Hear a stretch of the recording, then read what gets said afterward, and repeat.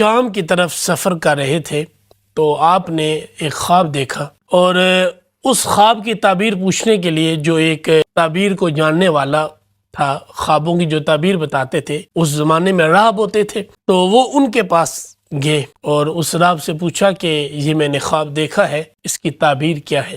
تو راہب نے کہا کہ اے شخص، یہ تم بتاؤ کہ تم کس شہر سے تعلق رکھتے ہو؟ تو حضرت ابو بکر صدیق رضی اللہ تعالیٰ عنہ نے فرمایا کہ میں مکہ سے تعلق رکھتا ہوں، مکہ میرا آبائی علاقہ ہے۔ تو اس راہب نے دوسرا سوال کیا، اے شخص یہ بتاؤ کہ تم کس قبیلے کے ساتھ تعلق رکھتے ہو، تمہارا تعلق کس قبیلے کے ساتھ ہے؟ تو حضرت ابو بکر صدیق رضی اللہ تعالیٰ عنہ نے فرمایا کہ میرا تعلق قبیلہ قریش سے ہے۔ اس نے تیسرا سوال کیا کہ اے شخص بتاؤ کہ تم کرتے کیا ہو؟ تو آپ رضی اللہ تعالیٰ عنہ نے فرمایا کہ میں ایک تاجر ہوں۔ جب یہ تین باتیں آپ نے بیان کی کہ میں مکہ سے تعلق رکھتا ہوں، قبیلہ قریش سے میرا تعلق ہے، اور میں ایک تاجر ہوں، تو اس راہب نے کہا کہ اے شخص، جو میں نے آسمانی کتابوں میں اللہ کے آخری پیغمبر اور رسول کی علامات پڑھی ہیں، ان کے جو دوست ہوں گے، سب سے پہلے ان کا دوست بننے والے تم ہو۔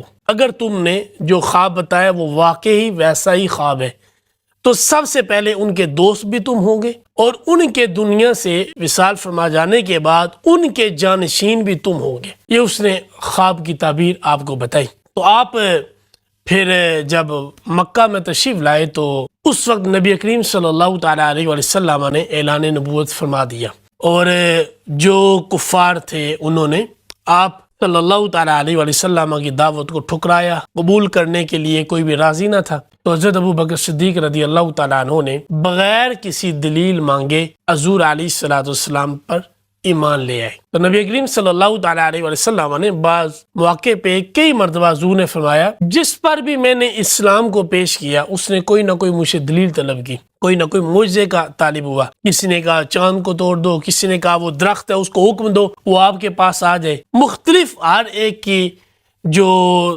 دلیل طلب کرنے کی صورتحال تھی، لیکن ابو بکر وہ ہیں کہ جب میں نے ان پہ دعوت حق پیش کی تو انہوں نے بغیر دلیل طلب کیے میری دعوت کو قبول کیا۔ تو یہ حضرت ابو بکر صدیق رضی اللہ تعالیٰ عنہ کی ذات پاک تھی۔